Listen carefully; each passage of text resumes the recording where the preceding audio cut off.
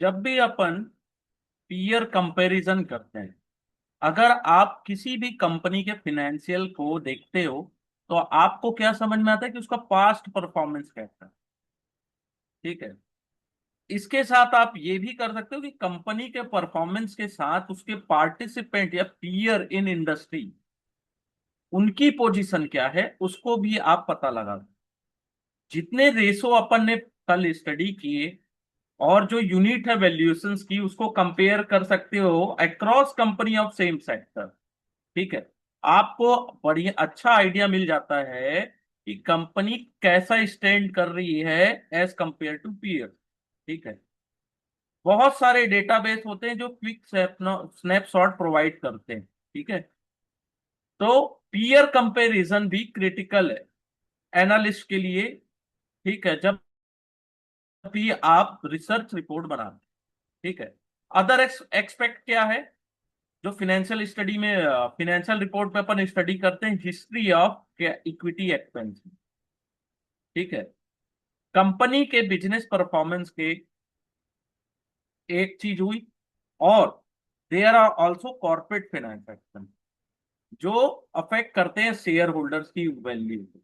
Corporate finance action जो होता है वो क्रिटिकल होता है शेयर होल्डर की वैल्यू क्रिएशन में। ठीक है। जब भी कंपनी रेस करती है फ्रेश फंड, ठीक है, the cost of fund is borne by the business. ठीक है। Rising this fund eight competitive pricing is critical in value creation.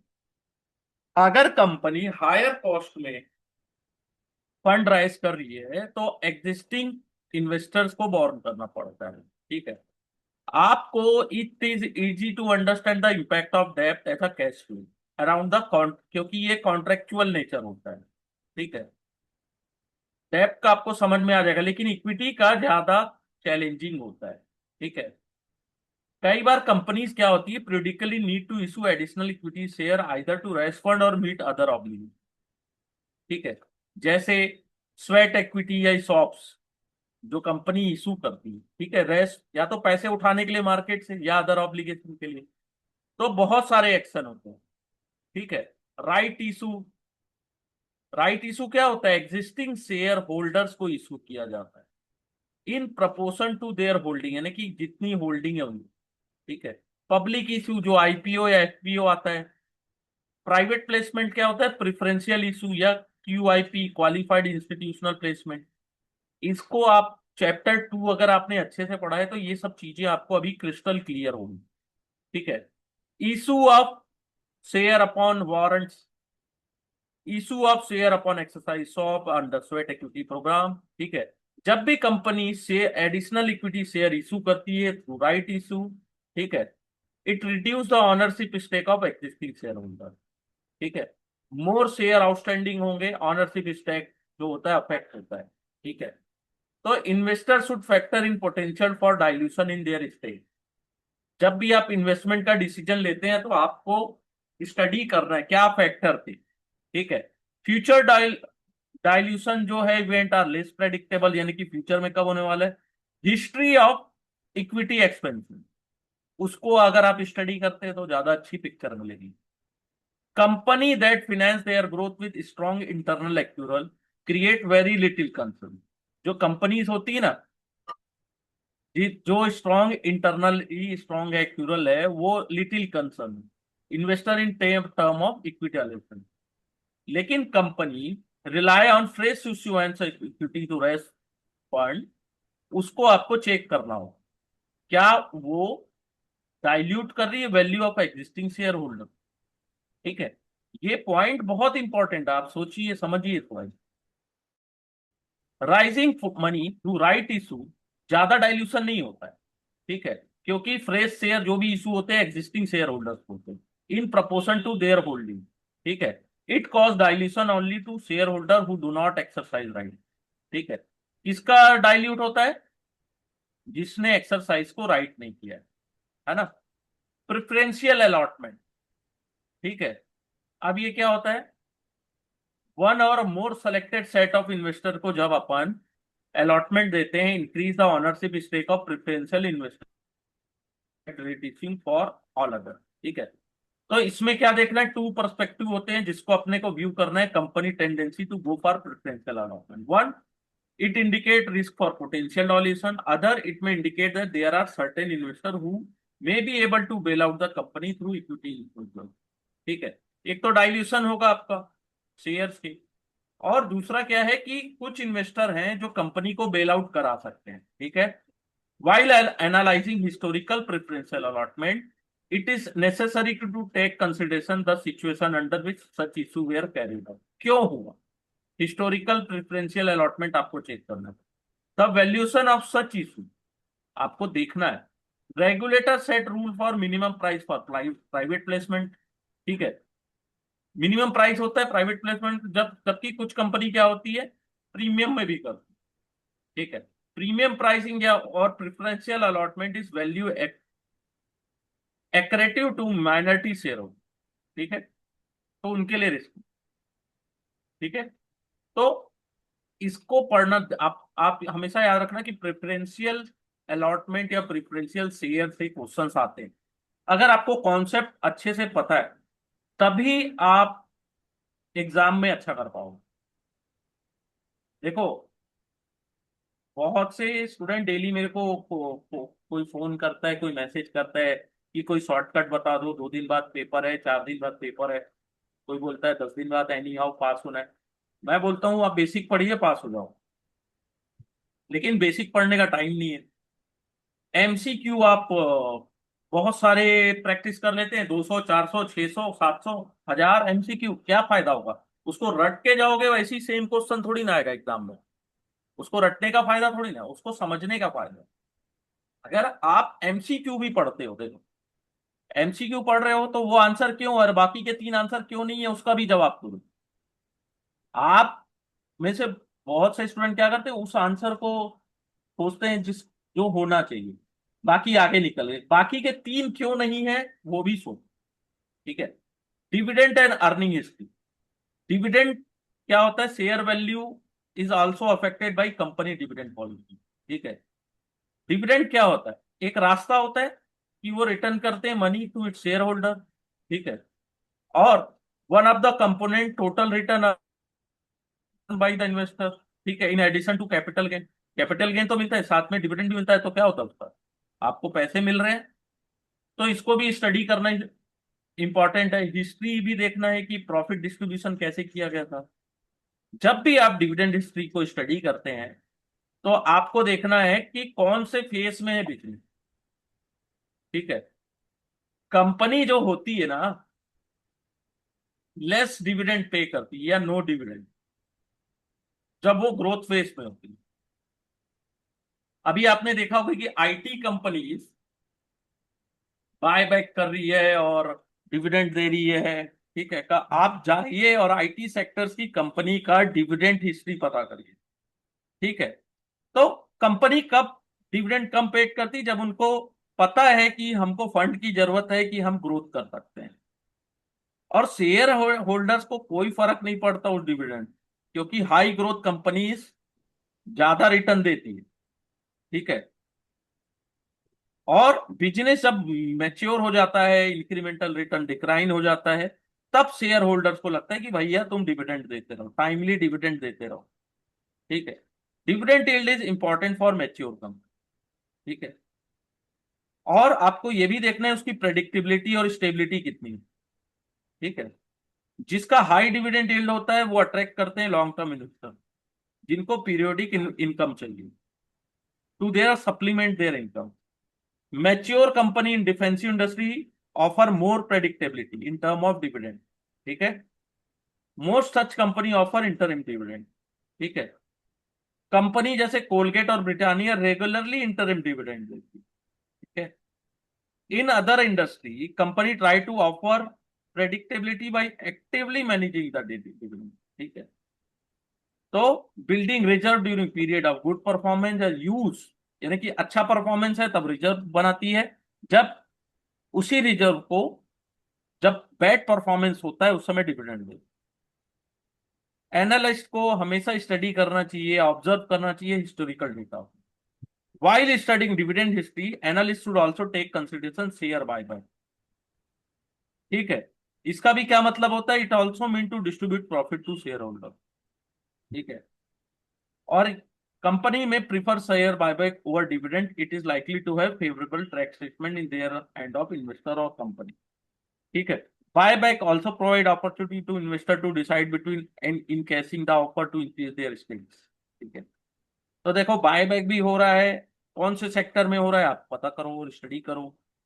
Dividend and share buyback also provide करता है signal to the market in term of outlook and strategies.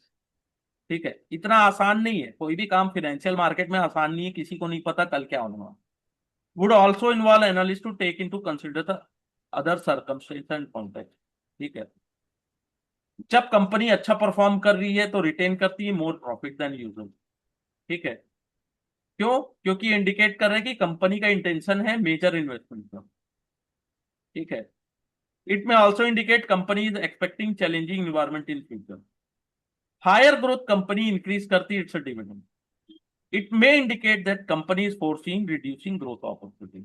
ठीक है, तो when company dividend announcement होता है deviate significant from its past, it is understand कि company के पास कुछ रीजन है for the company management. It is better to understand the reason of same from the company management. ठीक है, company past में डिविडेंड दी थी, अचानक नहीं दे रही है। कंपनी पहले डिविडेंड नहीं देती थी, अब दे रही है। तो history of corporate corporate action, जैसे dividend, bonus, split, right issue, वो अफेक्ट करता है कंपनीज के शेयर प्राइस को in various way. Much more this subject is covered in detail. ठीक है, जो कॉर्पोरेट एक्शन का चैप्टर है उसमें कवर होगा, लेकिन इसको भी समझना जरूरी है। ठीक है, ownership, insider sale, purchase of stock. Owners क्या होते हैं? क्लोज होते हैं बिजनेस के, उनके पास ज्यादा इंफॉर्मेशन है about the nuance of business. They are better inform of the performance of company. ठीक है, they also act in market, buy or sell of the company under the defined guideline। ठीक है, तो वो भी ऐसा खरीदते बेचते रहते हैं शेयर्स को, लेकिन गाइडलाइन उसकी भी है। जब भी आप एनालिसिस करते हो बिजनेस को, ठीक है, तो प्रमोटर्स और इनसाइडर भी के एक्शन को भी आपको स्टडी करना है। ठीक है, तो पीटर लिंच ने कहा है कि insider can sell a variety of film. जरूरी नहीं है कि वो रिंग अलार्म बेल बजा रहा है, यानी कि कोई डेंजरस सिग्नल है। अगर इनसाइडर बाय कर रहे हैं, ठीक है, क्यों? उसका रीजन है कि हो सकता है कंपनी आने वाले समय में ह्यूज प्रॉफिट देने वाली। ठीक है, जरूरी नहीं है कि बाय सेल कर रहे हैं, तो कुछ रीजन भी होते हैं बहुत सारे। तो ये क्वेश्चंस कुछ है उसको देखिए, और ये जो केस स्टडी है इसको बनाने की कोशिश करिएगा। ठीक है, इसके आंसर दिए गए हैं, लेकिन आपको इसको समझना है, इस बैलेंस शीट को समझना है। ठीक है, इसको समझ के चलना है। आपको आंसर से मतलब नहीं होना चाहिए, आपको ये सब कॉस्ट, ये सब जो टर्मिनोलॉजी है वो समझ में आया कि नहीं, वो ज्यादा इंपॉर्टेंट। ठीक है, इसको अच्छे से बना के देखिएगा। एक और केस स्टडीज है, सेम इसी टाइप की केस स्टडीज एग्जाम में कई बार पूछी जाती है। ये सेम नहीं रहता है, लेकिन न्यूमेरिकल चेंज हो जाता है। ठीक है, तो चैप्टर 9 क्या कहते हैं? Corporate action. ठीक है, इसमें डिविडेंड है, राइट इशू है, बोनस है, stock split, merger, demerger, spin off, scheme of arrangement, loan structuring, buy वापस share, delisting, relisting, share swap. देखो ये चैप्टर बहुत इजी है, 5 नंबर कहीं नहीं गया आपका। लेकिन इजी है तो पढ़ते नहीं है, डिफिकल्ट है तो समझ में नहीं आता। लोग यही बोलते हैं ना कि ये वाला चैप्टर डिफिकल्ट है, नहीं बन रहा है, और अरे ये तो इजी है, इसमें से तो सब क्वेश्चन बन जाएंगे। ऐसा नहीं होता, जो इजी है उसको और अच्छे से पढ़ो। इजी है तो उसमें तो चौके छक्के लगने चाहिए, आपको रन बनाने ही इजी बॉल में। डिफिकल्ट है तो और कोशिश करना है समझने का। अगर डिफिकल्ट बॉल को आप समझ गए तो वो भी इजी हो जाता है। ठीक है,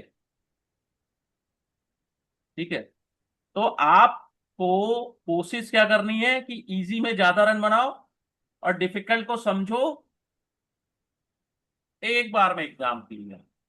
तो कॉर्पोरेट एक्शंस क्या होता है, कंपनी बहुत सारे एक्शंस लेती है apart from those related to business. वो डायरेक्ट इम्प्लीकेशन होता है इट्स शेयर होल्डर। ठीक है, अगर उनके पास सरप्लस है तो शेयर होल्डर को एज अ डिविडेंड बांट देगी।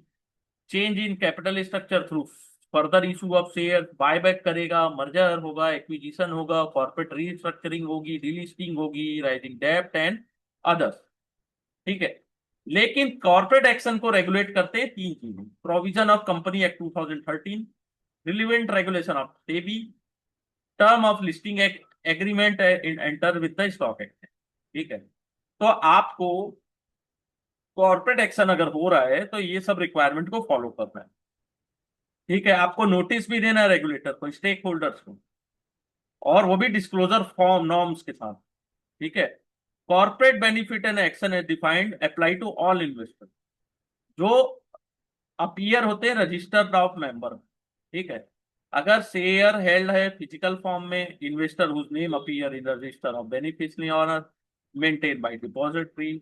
अगर इन डीमेट फॉर्म में है तो कंपनी जिस दिन रिकॉर्ड डेट अनाउंस करती है लुक बुक क्लोजर पीरियड का, तो आपका अगर नाम आता है तो आप एलिजिबल हो कॉर्पोरेट एक्शंस के लिए। ये क्वेश्चन भी पूछा जाता है ना। तो सेवरल कॉर्पोरेट एक्शन है। Dividend, company post tax profit in business belong to shareholder. Tax post tax यानी टैक्स के बाद जो पैसा होता है किसका है, शेयर होल्डर। तो दो चीजें करती है, या तो रिटेन कर लेगी पैसे को इन द बिजनेस, या तो रिटर्न कर देगी। रिटेन करेगी या तो रिटर्न करेगी। ठीक है, अगर कंपनी चूज करती कि रिटर्न रिटर्न करना है all share holder in equal proportion, तो उसको क्या करती है, declare as a dividend. Company क्या करती है, डिस्ट्रीब्यूट करती है part of profit and retain part of profit in their business. The proportion to distribution and retention of profit will depend upon opportunity available है कि नहीं है। ठीक है, नेचर ऑफ मैनेजमेंट एक्सपेक्टेशन क्या है share holder, availability of cash है कि नहीं है बिजनेस। ठीक है, कंपनी डिक्लेयर करती है interim dividend during the financial year. ठीक है, इंटरिम डिविडेंड कभी भी होती है, कभी भी इशू डिक्लेयर होती है, लेकिन जो फाइनल डिविडेंड होता है वो at end of the year issue होता है। अगर कंपनी ने डिक्लेयर किया है तो विथ इन 30 डेज उसको डिविडेंड पेड करना है, पे करना है। सेबी ने मैंडेट किया है कि लिस्टेड कंपनी डिक्लेयर करेगी इन रुपीज टर्म पर शेयर। ठीक है, अर्ली प्रैक्टिस क्या था, परसेंटेज टर्म में होता था फेस वैल्यू। तो टीवी चैनल वाले चिल्ला चिल्ला के बोलते थे 300% डिविडेंड दे रहा है। ठीक है, कितनी मिस सेलिंग होती थी आप समझो, 300% डिविडेंड टीवी चैनल्स में मैंने भी देखा प्रैक्टिकल लाइव आंखों में। तो 300%, 400% डिविडेंड दे रहे हैं। 400% फेस वैल्यू का है, फेस वैल्यू उसकी 10 रुपए, 4 रुपए मिल रहा है। शेयर का प्राइस है 1500 रुपए, लेकिन कोई वहां एक्सप्लेन नहीं करता किसी को। ठीक है, तो कंफ्यूजन होता है इन्वेस्टर्स को, इसलिए बोले भैया तुम रुपीज टर्म में बताओ। तो एमआरएफ टायर 1 रुपए देता है। ठीक है, 1 लाख रुपए का शेयर 1 रुपया देगा। तो अगर 50% डिविडेंड डिक्लेयर किया गया है ए एंड बी कंपनी के द्वारा, एक का फेस वैल्यू है 2 रुपया, एक का है 10 रुपया। ए रिसीव करता है 1 रुपया क्योंकि फेस वैल्यू 2 रुपये है, लेकिन जिसका फेस वैल्यू 10 रुपया है वो 5 रुपया डिविडेंड रिसीव करता है। ठीक है, तो ऐसे आपको बताना है। परसेंटेज में क्या होता है, कंफ्यूजन होता है। ठीक है, हिस्टोरिकल जो डिविडेंड ट्रैक रिकॉर्ड होता है कंपनी का, वो seen from the pay out rate. ठीक है, कैसे कैलकुलेट करते हैं, divided by the company dividend per share by EPS. तो पे आउट रेशियो कैसे निकलेगा, डिविडेंड कितना दिया और ईपीएस कितना था। ठीक है, याद रखिएगा ये सब चीजें। और 10% टैक्स लगता है under section 194 of IT act, जहां पे डिविडेंड इनकम 5,000 से ज्यादा हो। ठीक है, जब क्रेडिट हो रहा है शेयर होल्डर्स के अकाउंट। ओके, राइट इशू, देखो एक डिविडेंड ये पढ़ लेना, यहां से एक दो क्वेश्चन आना ही है कि 30 दिन में डिक्लेयर होता है कि नहीं होता, है ना। फिर राइट इशू, कंपनी को एडिशनल पैसे की जरूरत है तो दो चॉइस, या तो एग्जिस्टिंग शेयर होल्डर से मांग लो या तो फ्रेश शेयर होल्डर से, इन्वेस्टर से मांग लो। ठीक है। अगर company fresh set of investor से मांगती है तो उनको क्या करना होता है, उससे क्या होता है, फ्रेश सेट ऑफ इन्वेस्टर को, यानी कि शेयर नहीं इशू कर रहे हैं तो एग्जिस्टिंग शेयर होल्डर की होल्डिंग डाइल्यूट होती है। ठीक है। लेकिन अगर वही सेम, जैसे एक एग्जांपल दिया है यहाँ कि कंपनी है वह 10 लाख शेयर, 10 रुपए ईच है, amount to issued and paid up capital है 1 करोड़। अगर 10 लाख शेयर और इशू करते हैं, इंक्रीज कैपिटल, तो एग्जिस्टिंग शेयर होल्डर की जो वैल्यू है कम डाउन हो जाएगी आधी। ठीक है। और इशूड और पेड अप कैपिटल डबल हो जाएगा, तो डाइल्यूशन हो जाती है होल्डिंग। तो कंपनी क्या करती है, company act require company which want to raise more capital through issue of share must first offer them to existing share holder. आपको एग्जिस्टिंग शेयर होल्डर्स को वो ऑफर करना है जिसको अपन राइट शेयर बोलते हैं, राइट इशू। ये कोई कंपलसरी नहीं है सब्सक्राइब करना राइट इशू को, आपका आपकी चॉइस है, कंपल्सन नहीं। या तो आप बाय करोगे share offer bye them under right issue, या तो सेम चीज को एक्सपायर होने दोगे एनी एक्शन, और may choose to transfer their right entitlement to another person by for consideration. या तो एक्सपायरी होने दोगे या तो ट्रांसफर कर दोगे, ट्रांसफर मीन सेल कर दोगे मार्केट में, आपको राइट इशू मिला वो सेल भी हो जाओ। ठीक है। और without consideration under law end of action. ठीक है। This is called renunciation of right. ठीक है। तीन चीजें होती है देखो, याद रखना। या तो उसको आप एक्सेप्ट करोगे ऑफर को, या तो एक्सपायर होने दोगे कोई भी एक्शन नहीं लोगे, या तो उसको सेल कर दो। ठीक है। Right entitlement, entitlement also get traded on stock exchange. RE, RE लिखा के आता है ना तो वो राइट, राइट इशू होता है। ठीक है। ये जितने भी राइट इशू होते हैं वो डिस्काउंट में होते हैं, जो मार्केट प्राइस शेयर का चल रहा है उससे कम में आपको इशू किया जाता है। ठीक है।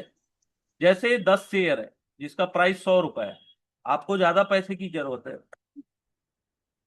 तो आपको डिस्काउंट में इशू किया जाता है। ठीक है। अब कंपनी को इशू करना है, राइट। देखो इससे न्यूमेरिकल आते हैं तो थोड़ा सा समझना है यहाँ पे कि कंपनी को इशू करना है 1 for 2 इशू एट 70 रुपीज।